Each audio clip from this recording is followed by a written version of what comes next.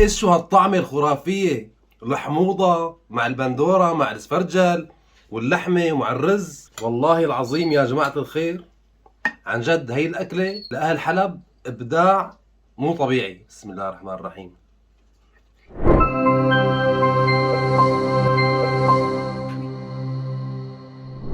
يسعد لي اوقاتكم يا غوالي، ان شاء الله تكونوا بخير.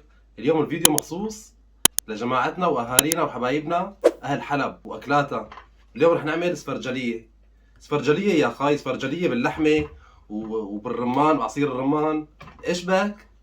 ما بقى تعرفها هلا؟ سفرجليه شايفين بهالشكل هذا. قطعنا حبه سفرجل، اول شيء اخذناها بالنص، بعدين رباع، بعدين كل ربع عملناه ثنتين حسب حبه السفرجل، كبيره ولا صغيره ولا وسط. انا اللي عندي كبيره، اضطريت اني اقطعها بهالشكل هذا. وهيك يا غوالي انا اخذت 3 حبات من السفرجل. تمام، هلا حننظفهم بهالشكل هذا، مثل نفس التفاحه كيف بننظف حبه التفاح، نفس الشيء بهالشكل هذا. حنساويهم كلياتهم وفرجيكم كيف حنقطعهم المكعبات. وهيك نحن قطعنا يا غوالي الكميه كلياتها بهالشكل هذا. تمام، حابب احط معها حبتين بطاطا مشان مثلا ابني الصغير مثلا ما حب طعمة السفرجل، يكون في مكعبات بطاطا بقلب الاكله ياكل منها وينبسط. تمام يا غوالي، البطاطا حنقطعها بنفس الطريقه مكعبات كمان.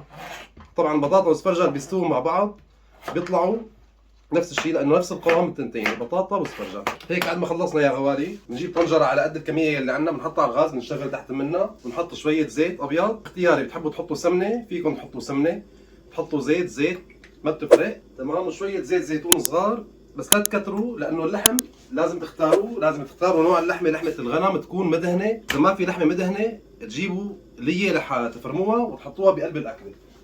انا عندي لحم غنم، عندي 700 جرام من لحم الغنم، انا اخترته مثل ما انكم شايفين بهالطريقه هي، يكون مدهن منيح يعني. تمام يا غوالي، هلا بسم الله الرحمن الرحيم حاجي فضيهم بعد ما حمي الزيت يلي عنا. بفضي اول شيء اللحمه يلي عندي. بعد ما حطيت اللحمه انا يا غوالي حطيت عندي 5 اسنان توم مقشرين مدقوين ناعم مثل ما انكم شايفين حطيتهم فوق منهم، نسيت صوركم اياهم وانا عم حطهم. بدي ضل قليهم مع بعض، ما بضيف عليهم اي نوع من انواع البهارات ولا ملح ولا اي شيء. تمام، بدي لحتى الثوم يعني ياخذ لون شوي ويستوي، بعدين بنكمل مراحل الباقي. هلا هيك يا غوالي، بعد ما ضليتني شي 4 دقائق عم قلب اللحمه، 4-5 دقائق عم قلب اللحمه مع الثوم، وصلنا للون يلي بدنا اياه. هلا بنحط السفرجل يلي عنا بهالشكل هذا. من هلا الروايح ما شاء الله بتفتح النفس وبتشهي، وعلى كيفكم. وهي البطاطا كمان يلي عنا حنحطها معاهم. هيك هلا شايفين اللحمه والثوم والزيت والقصص يلي عنا بالطنجره كلها فاتت مع بعضها بقلب السفرجل والبطاطا. كل قطعه تقريبا اخذت من الطعمه تبعيت اللحمه والثوم.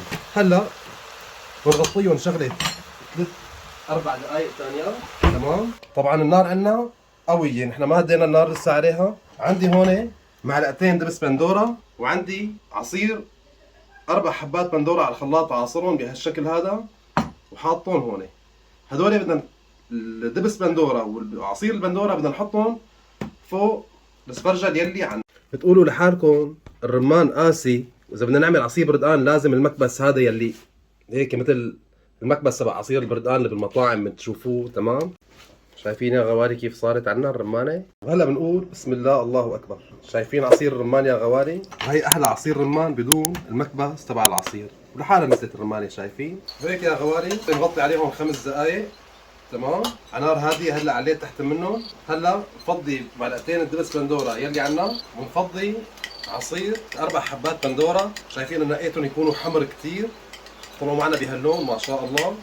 وهلا هدول بنفضيهم كمان فوق الطبخه يلي عنا بهالشكل هذا. عندي كاسه مي، بسم الله الرحمن الرحيم، وبدي لسه كمان ضيف عليها كمان كاستين مي. عندي هون يا غوالي عندي 7 بهارات، وعندي ملح، وعندي فلفل اسود. بس هذا يلي بيلزمنا، نحن ما كترنا بهارات كثير مشان ناخذ طعمه اللحمه، يعني لحمه غنم وبندوره وسفرجل وهيك، مشان ناخذ الطعمه المضبوطه يلي بدنا اياها. هي لسه بدها كاسه مي، يعني حطينا معلقتين دبس بندوره و4 كاسات مي و4 حبات بندوره معصورين على الخلاط. هيك بتحركوها شوي شوي. هلا شو ضل بدنا نحط يا حزركم؟ بدنا نحط لها النعناع اليابس يا النعناع اليابس ضروري بهي يا شايفين يا غوالي النعناع اليابس اساسي بهي الاكله. وهلا السر تبع الاسفرجليه اللي هو عصير الرمان يلي عنا. شايفين ما شاء الله شو طلع من حبه الرمان؟ شايفين على هاللون الخرافي اللي طالع من حبه الرمان يلي عنا ما شاء الله. وهيك خلص هلا بس يغلوا عنا. وهلا يا غوالي بدنا نسكب مشان ناكل. يا سلام، بسم الله الرحمن الرحيم. شو اسفرجليه هي الشيء شغل والله العظيم. لحالها الريحه لحالها عم تحكي. نعمل حد منا رز بشعيريه بهالشكل هذا. ولازم يا غوالي الرز نفلفله، يعني هيك رشه فلفل اسود على الوش. شو رايكم بالرز؟ شايفين الرز كيف طالع معنا؟ هذا رز قصير. بسم الله الرحمن الرحيم. هي بتعملوا لها هيك، تاخذوا هيك تنزلوا تحت مع المرقه تبعيتها اسفرجل هيك وهيك وهيك، والدهنه هيك واللي كيف طالعه. شايفين يا غوالي؟ وهي اللحمه كمان قطعه. شايفين كيف اسفرجل رايح نيفه؟ نفس الشيء. هي حبه بطاطا. شايفين يا غوالي؟ بسم الله الرحمن الرحيم. بس هي طيبتها وهي سخنه يعني. بسم الله الرحمن الرحيم. ايه شو هالحلبيه هدول؟ إيه ابوس شنقات وشكن، انا ابوس روحكن على هالاكله. ايه شو هالطعمه الخرافيه؟ الحموضه مع البندوره مع الاسفرجل واللحمه ومع الرز. والله العظيم يا جماعه الخير عن جد هي الاكله لاهل حلب ابداع مو طبيعي. بسم الله الرحمن الرحيم. بنصحكم تجربوها. اذا عجبكم الفيديو لا تنسونا من الاشتراك بالقناه واللايك. كان معكم شيف عماد. سلام.